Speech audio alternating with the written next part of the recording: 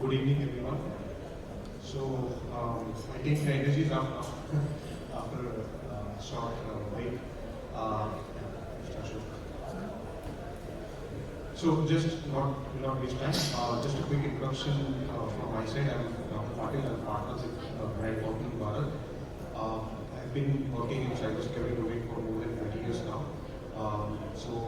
That's I'll be moderating this panel of the esteemed experts in this area.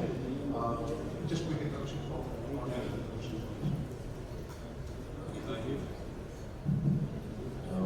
I'm Keyur Desai. I head the IT Corporate Spice and Trading Limited. And previous to that, more than 20 years with Desai. Good evening. Ashok Tandon from Luthra Group, approximately 32 plus years experience in IT management. Hi, I'm Scalable. I head the corporate IT and also the group CISO, both as industries. Overall, around 25 years in this market. Namaste, happy evening. My name is Vikas Somani. I'm part of Inventors and we are a cybersecurity company. I have my team and I'm happy to interact with all of you.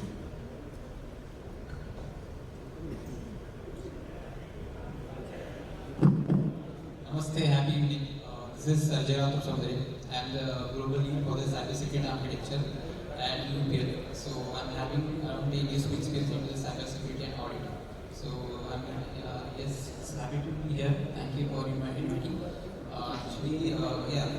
You must not be seeing my names on the panelist because I was not sure about joining this. So it was a last moment when I said yes and then I came here. So yes, it's glad to see all of you here.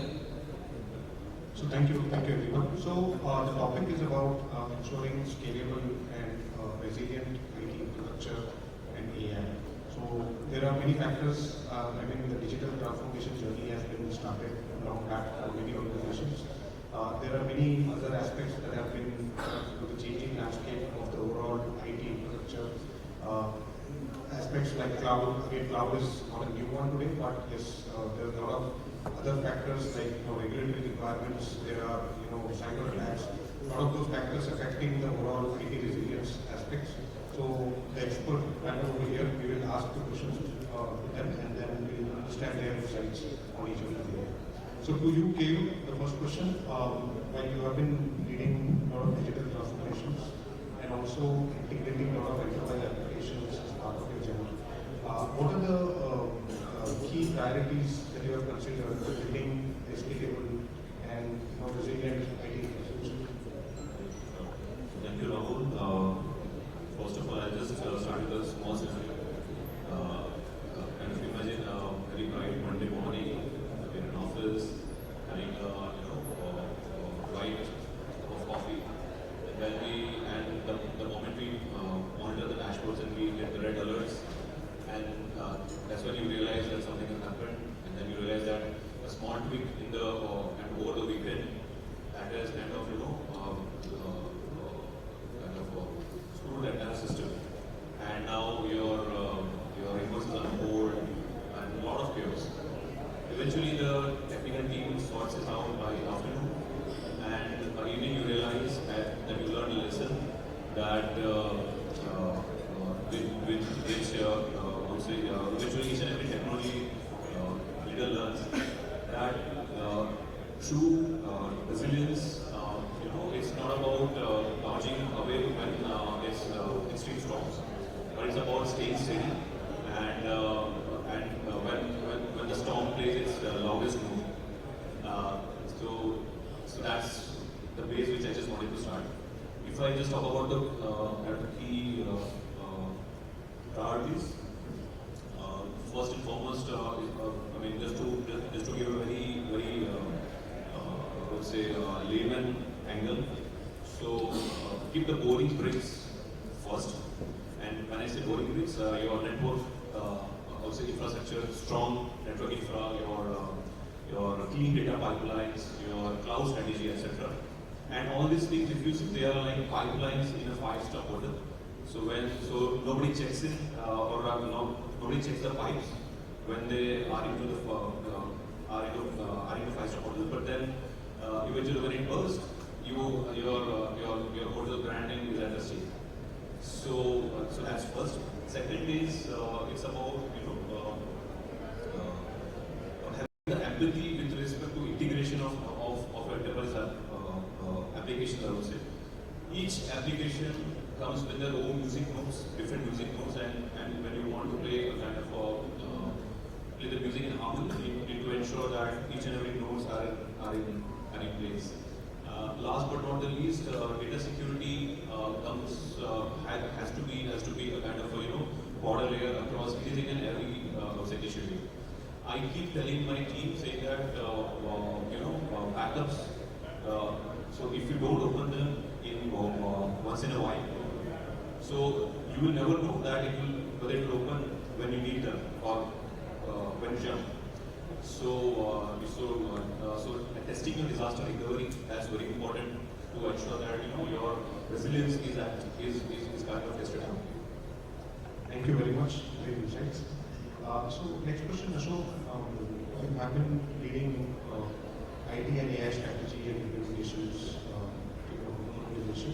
What are the key architectural principles that you have considered, like from the IT resilience perspective in terms of how resiliency has been done? So what are the key principles that you consider? With respect to resilience, and with AI also, either in planning or pilot or implementation stage, so normally what we have is we have the regular backup and the regular disaster recovery systems. Some systems at least in the planning and some systems in the implementation stage. So going forward, when we look at resilience from AI perspective, I think we should have a review whether our systems have been designed for a next wave implementation of AI. So is it AI compatible by design? So I think first we should, as of now, go for planning, check all our backup and disaster recovery systems, of course including the DC and read systems, and then whether the output, whatever data we get, whatever information we get, whether it is compatible with AI. So while going through some of the AI initiatives or AI products, AI related products, services, we find that a lot of transformation is required with respect to aligning our data or information to be AI enabled so that whenever we implement AI in the future, it should be in synchronization with what AI is capable of delivering an output. So that requires a lot of unification and harmonization, and currently we are doing unification and harmonization of all the main information. For example, in our SAP HANA system, we are planning to go through the next version with AI enablement, where as a first step we are trying to do a unification and harmonization of all our key data structures and all our master data, which is the base for building a new system.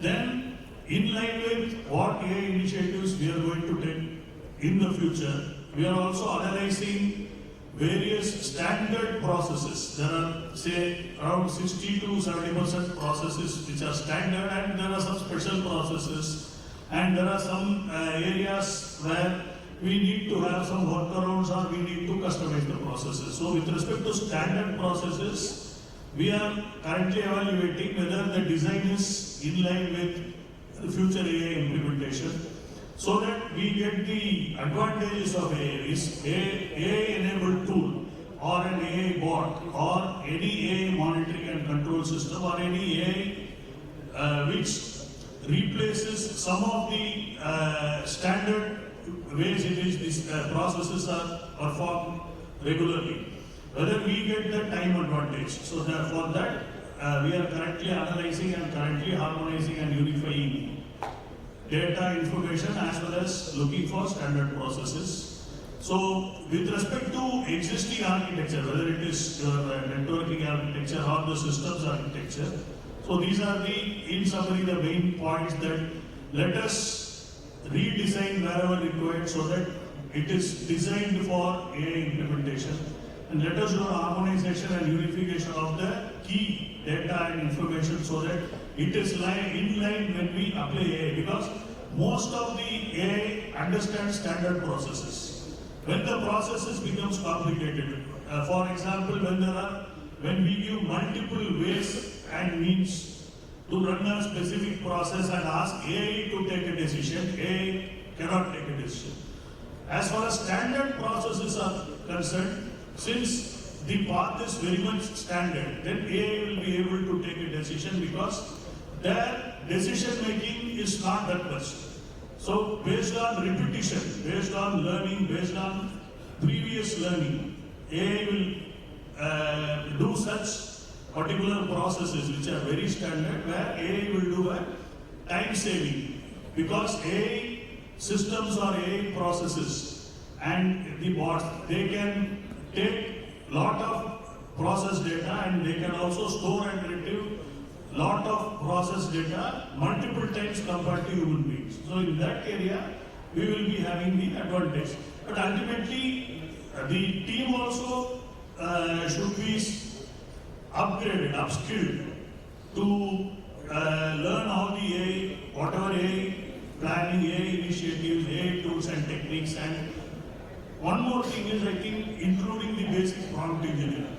So people should be trained. Our resources, we are also planning to train them to start with in prompt engineering and in various AI tools and techniques.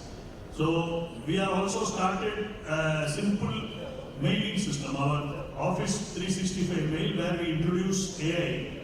We are trying in various business functions, departments as well, where AI can take over as a scribe. That we are doing in 2 steps. We understood AI cannot straight away take over. So AI does the minutes of the meeting and then again a human being is reviewing it. But we are seeing whether some time is saved on that. So similar initiatives we can take to take the advantage of AI with respect to our architecture, whether it is networking as well as software. Thank you. Thank you, Ashok. So I think one key aspect that comes in is basically the skills and training aspect from AI standpoint, which is something which I think everyone needs to work on.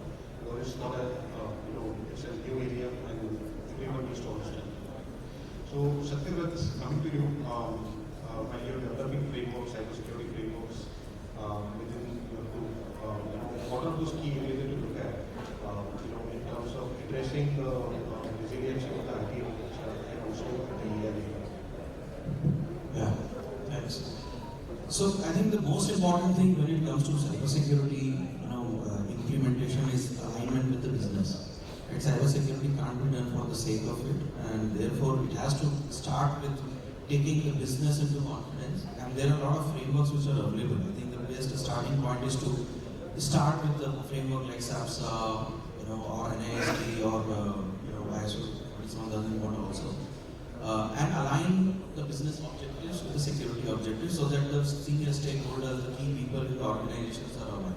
Because if that doesn't happen, nothing below that will ever work, right? So that is the starting point. The second is, one most important thing is the culture. In cybersecurity, all of us know that one is the use technology and the process that people try to bring in. But if the culture of the organization is not risk averse, then there will always be problems. So as much as possible, start with the starting with a senior leadership team, aligning them, making them understand, get some consultants from outside too, and make them aware like what is happening in the industry.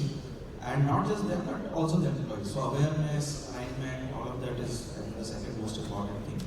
The third is then start building on the cybersecurity architecture. I am still a fan of defense in depth kind of architecture where there are multiple layers of security for each vertical, whether it is data security, network security, etc.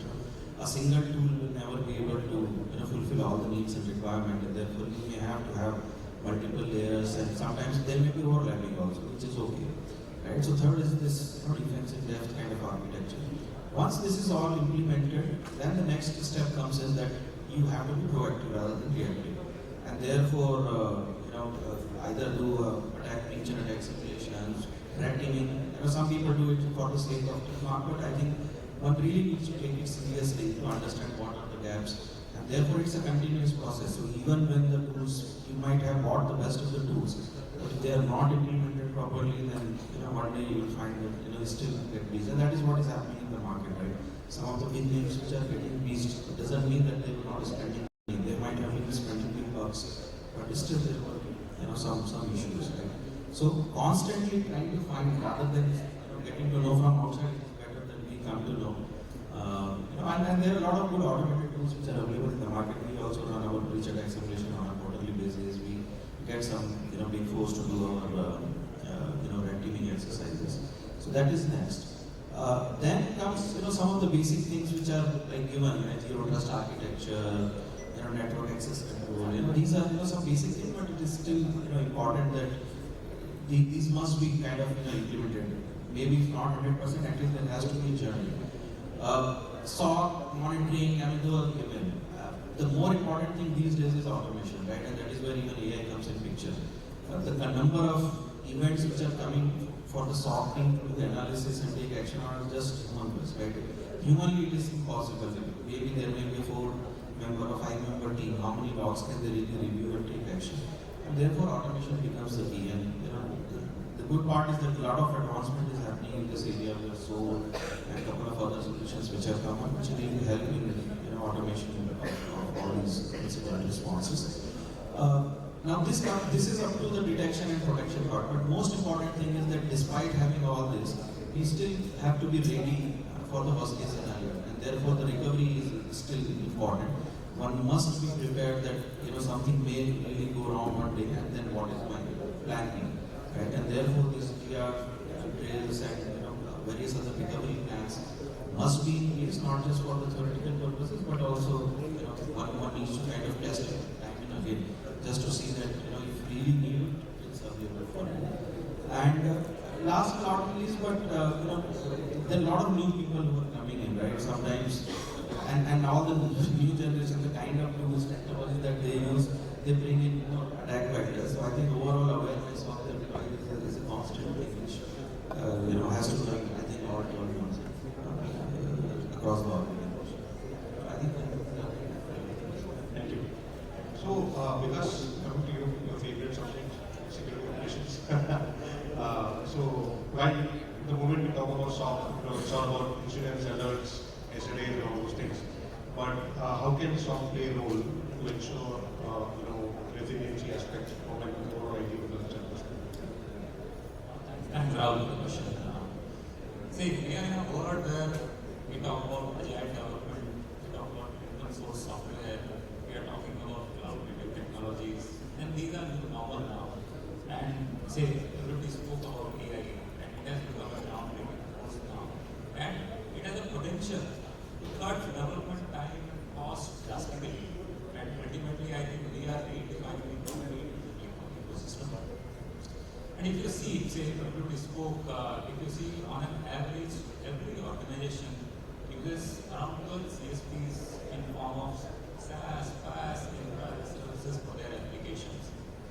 This, coupled with security tools, we spoke about security tools, on an average, people are using 15 plus security tools. The challenge of monitoring and controlling sensitive information have escalated exponentially. And then you have so many questions in your mind that, okay, how effectively are we integrating solutions into operational framework? We spoke about. Then, how ready are we to handle some of these AI-assisted cybersecurity risks? Or how are we bridging gaps between DevOps and SecOps? Right? And if you ask me, AI-generated codes are more riskier or riskier than AI-related cyber risk. Right? So we are at a stage where AI is here, right? And it is going to staying here longer than our lifetime. And say the challenge is if we don't fix it and if we don't take control of it, then we will have a lot of issues. A SOC, or maybe I would say AI SOC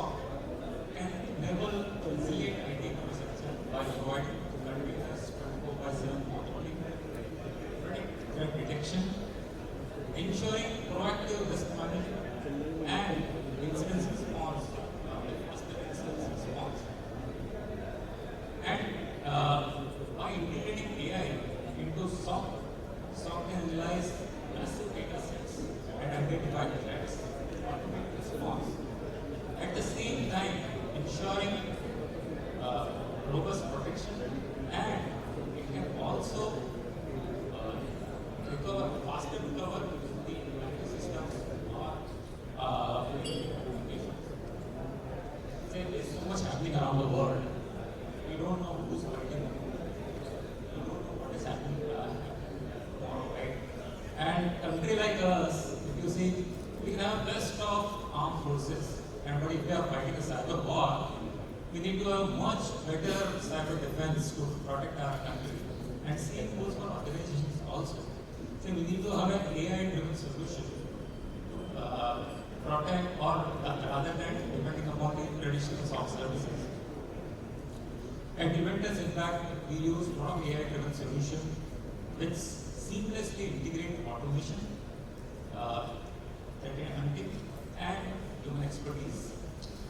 So AI SOC can provide continuous monitoring, proactive threat hunting, data-driven AI data analysis, and also say real-time incident response. Talk about real-time incident response and recovery, threat detection, and at the same time continuous monitoring and adaptation. That is one of the most important. And lastly, taking care of compliance and privacy. And I think that is how this SOC can help organizations creating that robust IT infrastructure. Thank you. So, Sajja, in terms of cybersecurity, there are various business requirements. You need to also, while you design the overall cybersecurity controls, those aspects, a lot of business requirements. Business is more about speed and agility, and they want things very quickly. So, how do you balance between the cybersecurity requirements, cybersecurity controls, and business requirements, at the same time ensuring there's no impact on the security aspect of the IT infrastructure? That's a very good question, Rahul. Yes, I agree. When you work with the businesses, IT scopes, right? So we need to, align your objectives, especially security objectives, with their objectives. So that's what we say, right? So business objectives are driven by the security objectives, right? So it's very necessary to understand the business requirement in detail, right? The significance of their requirements, how AI can help them in a greater way, right? And that's how I think will ease security professionals' work by ensuring the security by design when it comes to developing any AI models, LLM models, ML models, or any kind of platform, or any kind of system which is used by the business. But before doing this, there are three things which I feel is very necessary. Having a proper AI governance committee is very important, where you'll have the committee members from the security, from legal, from HR, from ethics department, right? Who will understand the depth or the significance of the use of the AI, how it can impact on the business. Like if you, for example, if any system which is used for the legal analysis, right? So it's very important to know, if someone is doing the analysis based on the documents he's uploading into that AI platform, right? So what kind of output it is giving? So are there any proper legal consequences are considered from ethics point of view, right? In terms of output validation, right? So having the input from all of these stakeholders is very important. Second, having the AI acceptable usage policy for the end users, and the AI policy for the developers, which will guide them to develop the AI systems in a secure way.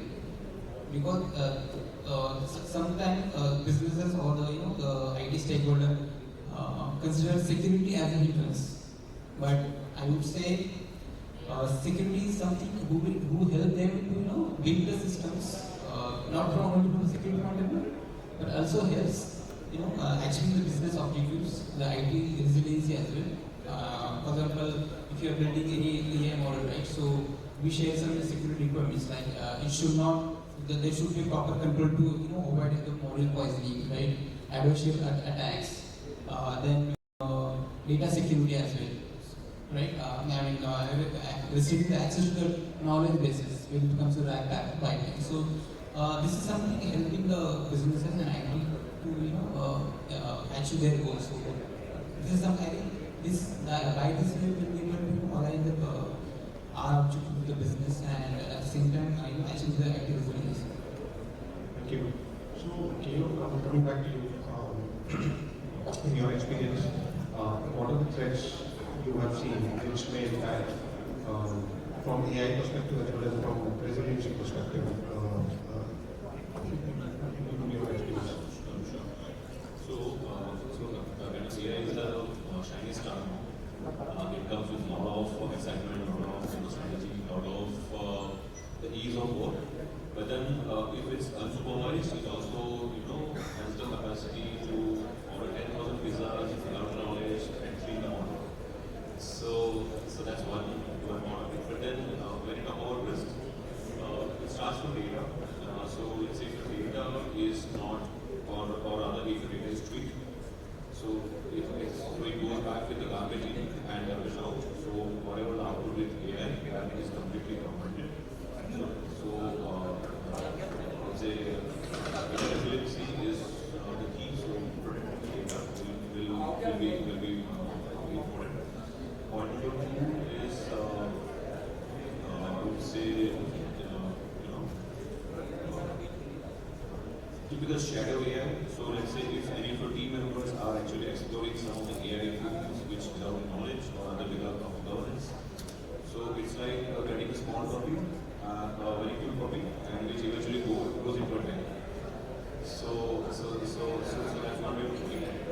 Apart from that, if you ask me, zero trust is here to stay. So whatever data comes in, comes out, has to be verified again. So that's going to be very important. And last but not the least, one should always focus on design for the failure, not the perfection. So that's where your focus is when what if it fails, and that's how you design. That's going to be more important than it comes to it. Sure, thank you. So, because coming back to you, any specific use cases you want to highlight from AI and soft perspective? Say AI soft. In my view, it's a modern security framework, and by integrating AI and ML, we can enhance, decision making, use alert for data, that's the main concern which Satyavrata also highlighted, and also improve the incident response detection. So that is one which we are doing. In fact, at Defenders, we've been using AI and automation tools since 3 years now. Gartner report says that by 2026, 75% of SOC will be using AI and automation tools to augment threat detection and response. We've been using it since 3 years. Say, artificial intelligence, it is redefining the modern SOCs, and by making more faster, more accurate, and improving faster threat detection and incident response. Say, when we know that cyber threats are growing in volume, complexity, I think AI SOC has now become essential in transforming traditional security operations. So AI is going to stay and it will play a much bigger role in security operations centers. Ashok, while you are implementing AI strategy and those things, are there any lessons learned in your experience that you would like to highlight in terms of what are the key considerations that needs to be given while you define the strategy and implement it? Definitely, there are a lot of lessons being learned. when we analyze the existing system, for example, in our current organization, we are finding out that there are places where we have not used the existing standard processes or the existing standard ways of performing work, or we have not told our internal customers at any business function that there are some best practices available in systems like SAP, etc., where we can adopt it to improve our ROI or reduce our TCO. So these things we are finding as the lessons learned, especially when we go through the existing systems. And we also found out that the existing systems don't call a particular, say, a master data or a particular key data structure same in all the areas, which means where we denote, say, we denote a particular group of alphanumeric characters, say for example for a cost center or a profit center or a work center or an employee's position. So we denote in various modules itself, we denote separately. So we found out that this has not been researched because that mindset was not there when things were implemented, say 10 years back. The concept of standardization was different. Now we are researching the existing systems implemented with the vision that later, after X number of years, everything should be AI enabled. So if everything should be AI enabled, AI should be able to recognize the same symbol or the same set of alphanumeric characters for a particular key data structure or a particular master data. Then AI will be very efficient. Otherwise, AI will put complex algorithms, and the movement of going from manual work or a human work to AI may fail. So this is one of the important lessons we learned. And the other lessons we learned are that we should again organize our data. The way we see information, different people see different ways. So when we were developing analytics for our business function heads, we saw that different people have different ways of seeing the same thing, and for the same result we get different values. Of course, the way they see are different, but they use same definition. So all these things we are going to avoid when we transform or when we unify or harmonize the system. So this is one of the major area. Then we also saw that even in our physical infrastructure or in various other software, in SAP as well as other software we use, we found that a lot of corrections are required with respect to how we are defining certain processes, and more standardization is possible. More standardization, more harmonization, unification is possible. And especially in areas like sales funnel management, we saw that there are some 10 stages in the sales funnel where 3 or 4 stages have been addressed differently. They are not addressed in a uniform way. We can address it in SAP or any other homegrown system, or example Salesforce or any other Microsoft CRM. We can analyze within using the same master data and key data structures, which we have not done, because even, for example, whoever had seen the marketing head or the sales head had not had a unified thought while verifying and even users while testing.